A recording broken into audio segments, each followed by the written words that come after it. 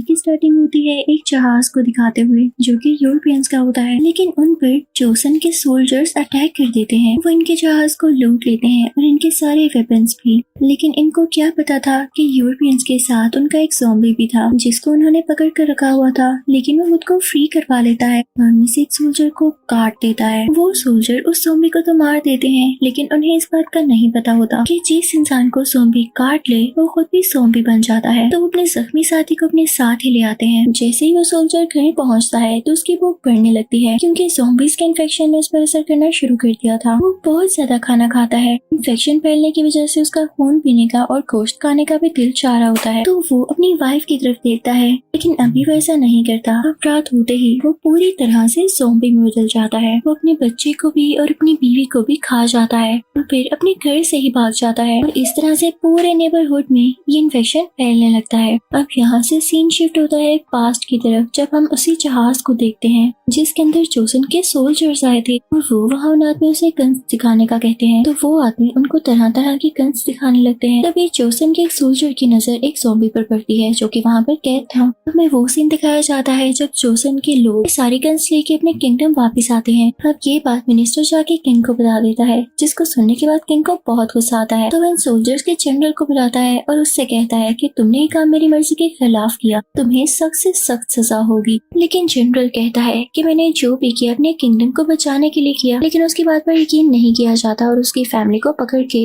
यानी कैद करके लेकर आया जाता है। तभी हम किंग के बड़े बेटे को देखते हैं जो कि अपने छोटे भाई के नाम एक लेटर लिखता है और छोटे भाई का नाम लीशंग होता है। वो अपने एक आदमी को ये लेटर देता है कि ये लेटर वो उसके छोटे भाई को दे आए। किंग के बड़े बेटे को पता चल चुका था कि मिनिस्टर ये सब क्यों कर रहा है। वो उन सोल्जर्स पर ब्लेम लगाकर किंग बनना चाहता है ताकि किंग उसकी इन बातों से इम्प्रेस हो और उसे ही किंग बना दे। लेकिन ये चीज गलत थी क्योंकि सोल्जर्स वाकई में सही काम करके आए थे। उन्होंने अपने किंगडम को बचाने के लिए ही वो गन्स ली थी। लेकिन किंग इस बात को समझ नहीं पा रहा था, तो वो सीधा किंग के पास जाता है यानी अपने फादर के पास और उनसे कहता है कि इनका कोई कसूर नहीं है, आप प्लीज इन्हें माफ कर दें। तो किंग कहता है कि अब तुम मुझे बताओगे, लगता है कि तुम मेरी जगह लेना चाहते हो, जो मेरे फैसलों में टांग अड़ा रहे हो। तो किंग का बड़ा बेटा इस बात से बहुत डिसहार्ट होता है। वो नहीं चाहता था कि उसके फादर उसके बारे में ऐसा सोचें, तो अपने फादर के सामने अपनी जान की सेक्रीफाइस दे देता है ताकि उसके साथ ही सोल्जर्स बच सकें। वो भी इसकी बहुत इज्जत किया करते थे और ये भी उन सोल्जर से बहुत प्यार किया करता था। अब यहाँ पर हमें कई साल बाद का सीन दिखाया जाता है जिसमें हम किंग के छोटे बेटे को देखते हैं जिसका नाम लीचंग होता है। ये वही होता है जिसको किंग के बड़े बेटे ने लेटर लिखा था। लीचंग दूसरी सिटी था और जब अपने भाई के लेटर के बाद वापिस आया था तो वो नोटिस करता है कि उसे लेने के लिए कोई भी सोल्जर नहीं खड़ा हुआ। तो ये बात उसे काफी अजीब लगती है और वो अपने साथ चलते हुए दोस्त से कहता है कि मुझे समझ नहीं आ रही कि मुझे रिसीव करने कोई क्यों नहीं आया। लेकिन सबसे हैरानी वाली बात जो कि इन दोनों को नहीं पता थी वो ये कि इस सिटी में पूरी तरह से ज़ॉम्बीज का हमला हो चुका था। वो दिन में नहीं निकल सकते थे क्योंकि सूरज में वो जल जाते थे, इसीलिए उनका अटैक रात के टाइम ज्यादा स्ट्रॉन्ग होता था। जब मिनिस्टर को पता चलता है कि किंग का छोटा बेटा लीचंग वापिस आ रहा है तो वो किंग से कहता है,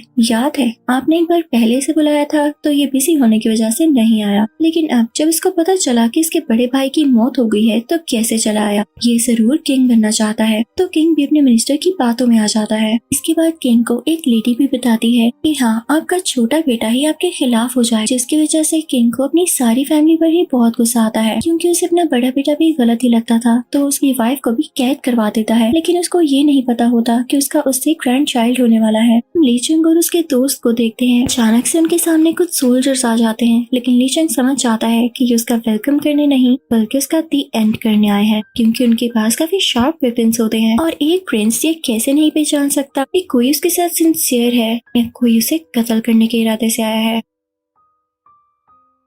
वो एक एक करके सब सोल्जर्स को मारने लगता है। ये रात का वक्त होता है और इसी वजह से ज़ॉम्बीज भी एक्टिव हो जाते हैं जो कि इन पर अटैक करने के लिए आगे बढ़ते हैं और काफी ज्यादा सोल्जर्स को मार भी देते हैं। तभी वो बढ़ते हैं प्रिंस लीचंग की तरफ। वो उसे काटने ही वाले होते हैं कि लीचंग आगे से उनसे फाइट बैक करता है, लेकिन फिर भी ज़ॉम्बीज खत्म ही नहीं हो रहे होते। तभी वहाँ पर दो लोग आते हैं लीचंग की जान बचाने के लिए। उनमें से एक वही सोल्जर होता है जिसे लीचंग के बड़े भाई ने लीचंग को देने के लिए खत दिया था और उनके साथ एक लड़की भी होती है है जिसका नाम ट्योकी होता है। वो दोनों मिलकर ज़ॉम्बीज को बहुत बुरी तरह से मारते हैं। ट्योकी अपनी बो और एरो का यूज करते हुए ज़ॉम्बीज को खत्म कर देती है। इसी के साथ वो आदमी ली चंग से कहता है कि ली चंग आओ मेरे साथ। तो ली चंग उसे कहता है रुको, तुम्हें मेरे नाम का कैसे पता? मैं तुम्हारे साथ नहीं आऊंगा, ये कोई साजिश हो सकती है क्योंकि मुझे मारने के लिए काफी ज्यादा लोग आ रहे हैं। तो वो आदमी उसे अपनी असलियत बताता है कि नहीं, मैं तुम्हारे भाई का खास आदमी था, मैं यहाँ तुम्हारी जान बचाने ही आया हूँ। ली चंग जब थोड़ा आगे जाता है तो वो देखता है कि किंग ने और मिनिस्टर ने कुछ लोगों को कैद किया हुआ है, उन्हें ज़ॉम्बी से इन्फेक्टेड समझते हुए। तो जब उन लोगों को पता चलता है कि ली चंग भी किंग का ही बेटा है और जब उसे देखते हैं तो उसके नाम से ही बुलाने लगते हैं, प्रिंस ली चंग हमारी मदद कीजिए, हमें यहाँ पर कैद किया गया है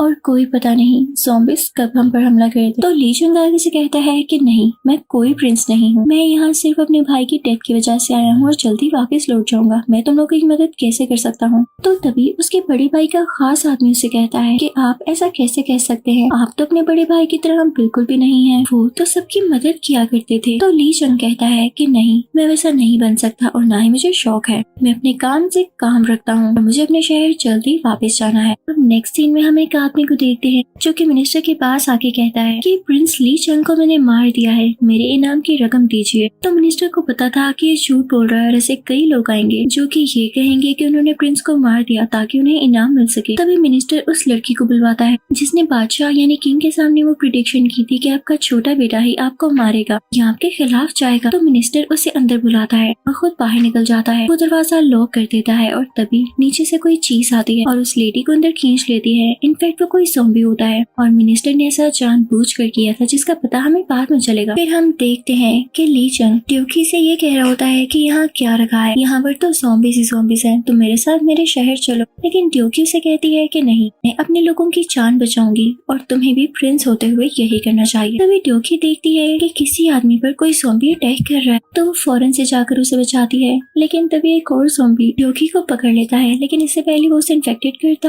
ली चंग आकर उसकी जान बचा लेता है और अब वो राज सामने आता है कि क्यों मिनिस्टर ने उस लेडी को अपने पास बुलवाया था और उसको ज़ॉम्बी से कटवाया, क्योंकि वो जानता था कि यही एक लेडी है जो कि फेस टू फेस किंग से मिल सकती है और अगर ये इन्फेक्टेड हो गई तो जरूर ये किंग को भी काटेगी और उसे इन्फेक्टेड कर देगी। तो ये अच्छा तरीका था किंग को मारने का और बाद में खुद किंग बनने का। तो ऐसा ही होता है, वो लेडी जल्दी ज़ॉम्बी में बदल जाती है और किंग को भी काट लेती है। किंग को बहुत गुस्सा आता है, उसे पुश करता है और हुक्म देता है इस शहर में जितने भी ज़ॉम्बीज हैं, जितने भी इन्फेक्टेड लोग हैं, बिना कुछ सोचे समझे उनको खत्म कर दिया जाए। अब दूसरी तरफ हम ली चंग को देखते हैं जो कि अपने बड़े भाई के खास आदमी और ट्योकी के साथ होता है। तो वो दोनों ली चंग को कह रहे होते हैं कि हमें किंग को बताना चाहिए कि अपनी आर्मी ज़ॉम्बीज को मारने के लिए भेजें, वरना जल्दी बहुत बड़ी गड़बड़ हो जाएगी। तो ली चंग कहता है अच्छा, मैं कह दूंगा उनको। तो ट्योकी कहती है कि मुझे तुम पर यकीन नहीं, तो अपने शहर वापिस जाना चाहते हो, क्या पता तुम अपने शहर ही चले जाओ, मैं भी तुम्हारे साथ आऊंगी। तो ली चंग उसे कहता है अच्छा, अगर मैं किंग को ये मैसेज दे दूं तो क्या तुम मेरे साथ मेरे शहर चलोगी? तो ट्योकी को मानना पड़ता है क्योंकि वो ली चंग को अच्छी तरह से जानती थी कि वो कितना जिद्दी है। अब वो लोग चल पड़ते हैं, लेकिन उस सिटी के बाहर ही उन्हें एक आदमी रोक लेता है ये कहते हुए कि बाहर से कोई भी नया आदमी अंदर नहीं आ सकता क्योंकि ज़ॉम्बीज का अटैक बहुत तेजी से फैल रहा है। वो आदमी ली चंग से कहता है कि हाँ, अगर तुम्हें मेरे साथ जाना है तो जा सकते हो, लेकिन इस सिटी के अंदर नहीं। तो ली चंग उसके साथ जाने के लिए तैयार हो जाता है और अपने साथियों से कहता है कि तुम लोग यहीं पर रुकोगे।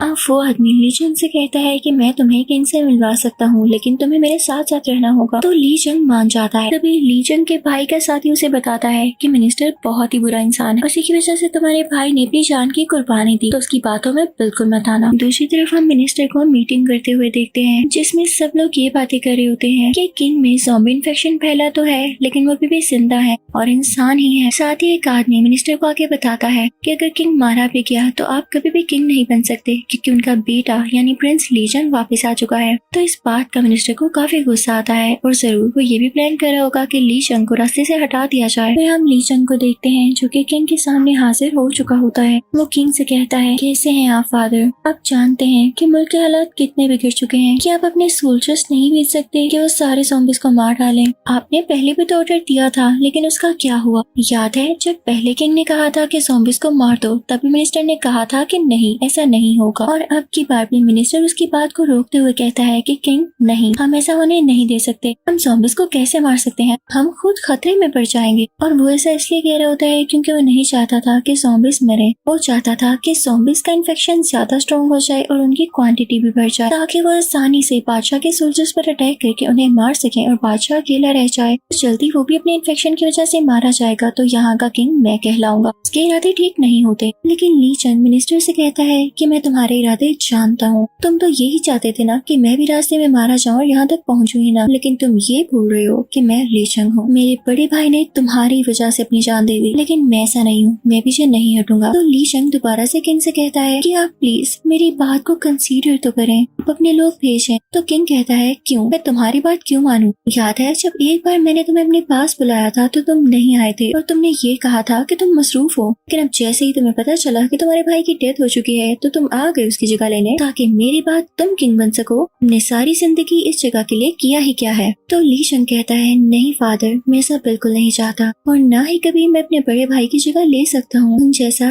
तो कोई नहीं हो सकता। ऐसा आदमी जिसने अपने किंगडम के लिए, अपने सोल्जर्स की जान बचाने के लिए अपनी जान दे दी। मेरा यहाँ आने का सिर्फ एक ही पर्पस है कि मैं अपनी भाभी यानी अपने बड़ी भाई की बीवी को बचा सकूं, उन्हें अपने साथ यहाँ से हमेशा के लिए लेके जा सकूं। और जहाँ तक किंग बनने की बात है तो वो चाहे आप बने या किसी को भी बनाए, मुझे इस चीज की लालच नहीं है। तो किंग ली चंग से कहता है तुम क्या समझते हो कि वो सिर्फ तुम्हारा ही बड़ा भाई था? वो मेरा भी बेटा था। क्या मुझे उसके जाने का दुख नहीं है? लेकिन बात कुछ ऐसी थी। और जहाँ तक तुम बात कर रहे हो कि मैं सोल्जर्स भेजूं ज़ॉम्बीज को मारने के लिए, तो ठीक है, मैं तुम्हें मौका देता हूँ। तो ये सुनकर ली चंग काफी खुश होता है। लेकिन तभी किंग की तबीयत खराब होने लगती है क्योंकि उसकी बॉडी में ज़ॉम्बी इन्फेक्शन फैल रहा था। तो वो ली चंग से कहता है अभी जाओ यहाँ से। ली चंग सीधा अपनी भाभी के पास जाता है। वो जाकर उनसे कहता है कि आप मेरे साथ आ जाएं, मैं आपका ख्याल रखूंगा। यहाँ तो आपको कैद कर दिया गया है, आप मेरे भाई की निशानी है। तो वो लेडी कहती है नहीं ली चंग, मैं तुम्हारे साथ नहीं आ सकती। तुम्हारे भाई बहुत अच्छे इंसान थे और उन्होंने इस जगह के लिए ही अपनी जान की कुर्बानी दी, तो मैं इस जगह को छोड़ के कैसे जा सकती हूँ? मैं यहीं रहूंगी और इन लोगों को इस मक्कार मिनिस्टर से आजाद करवाऊंगी। अब ली चंग अपनी भाभी को वो लेटर दिखाता है जो कि उसके भाई ने उसे लिखा था। उसमें ये लिखा होता है कि ली चंग, अगर मुझे कुछ हो जाए तो मेरी बीवी को इस जगह से दूर ले जाना, क्योंकि मैं नहीं चाहता मेरे बाद वो इस जगह पर अकेली रहे। ली चंग की भाभी अपने हस्बैंड का ये लेटर पढ़ के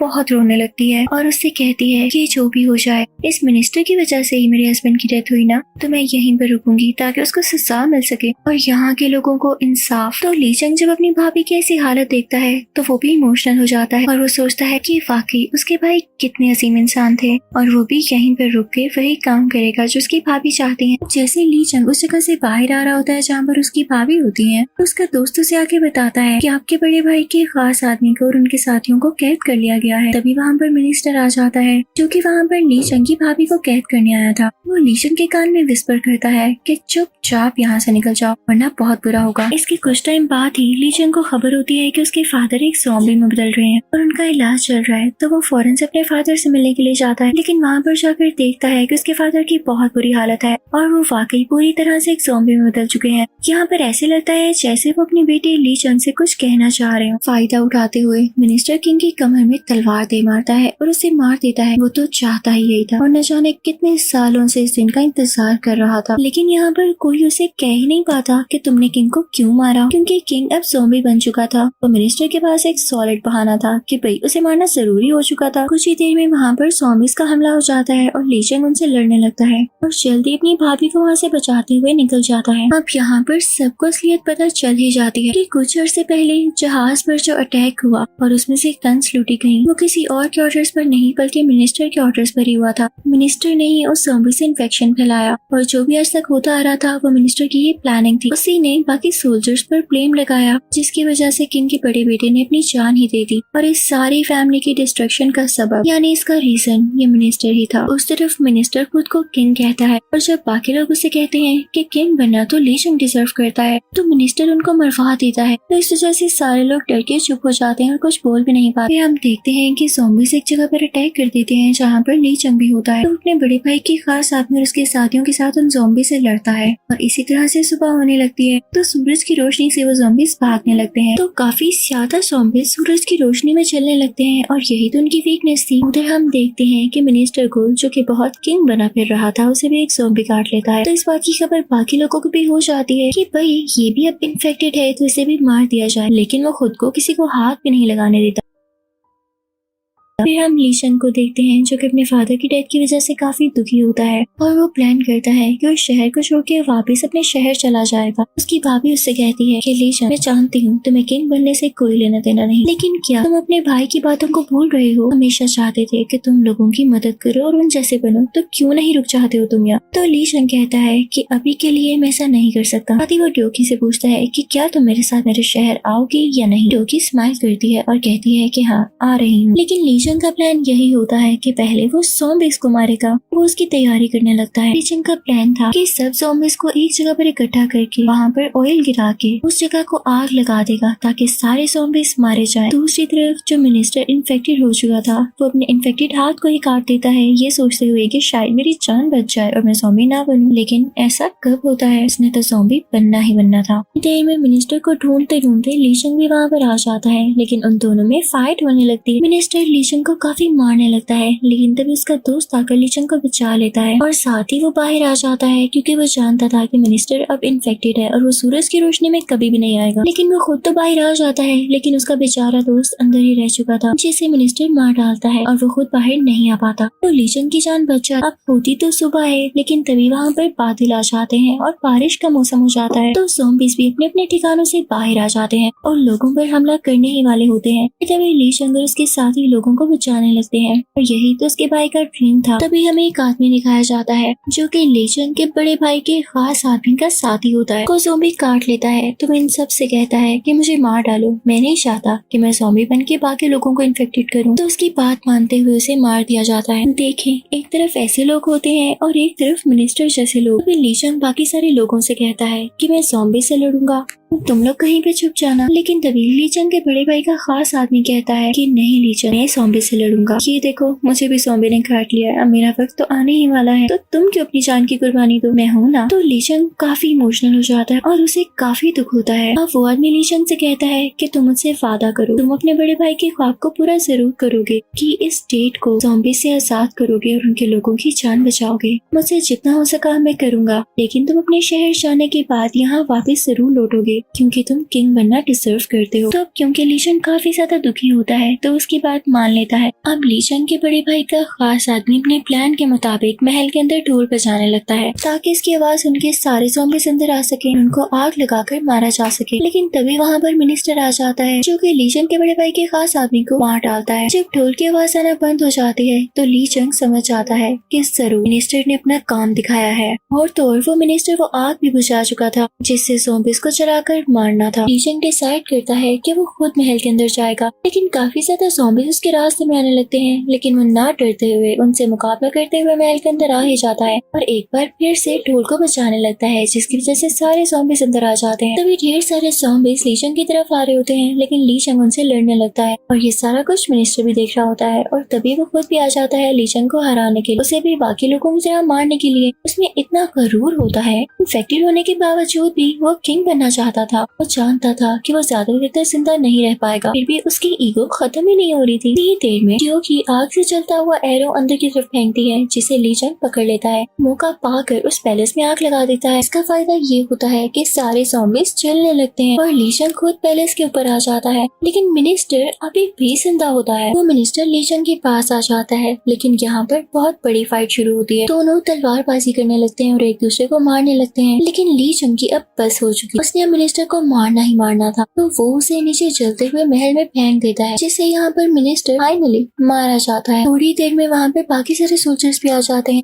वो लोग भी जो पहले मिनिस्टर से डरा करते थे और कुछ कर नहीं पाते थे, वो सब मिलके ज़ॉम्बीज़ को मार देते हैं और बाकी ज़ॉम्बीज़ तो पैलेस में ही जल के मर चुके थे। यहाँ पे यूनिटी हो जाती है और सब लोग कहते हैं कि लीशन हमारा किंग है। लीशन को इस बात की खुशी नहीं होती कि वो किंग बन गया, क्योंकि उसमें तो कभी भी इस चीज की लालच ही नहीं थी, बल्कि वो इस बात से खुश होता है कि उसके लोग लोग अब एक साथ हो गए, उनकी जान बच गई जैसे उसका बड़ा भाई चाहता था। ये सब उसके फादर अपनी जिंदगी में ना कर पाए और ना ही समझ पाए। मूवी के लास्ट सीन में हम देखते हैं कि ली चंग उन लोगों को बचाना चाहता है जिन्हें किंग ने और मिनिस्टर ने कैद कर रखा था, ज़ॉम्बी से इन्फेक्टेड समझ के, और उन्हें आइसोलेट किया हुआ था। तो ली चंग जब उन्हें बचाता है तो वो लोग भी ली चंग को काफी दुआएं देते हैं और उसे अपना किंग कहते हुए बहुत ज्यादा खुश होते हैं। इसी के साथ इस मूवी का यहीं पर एंड होता है।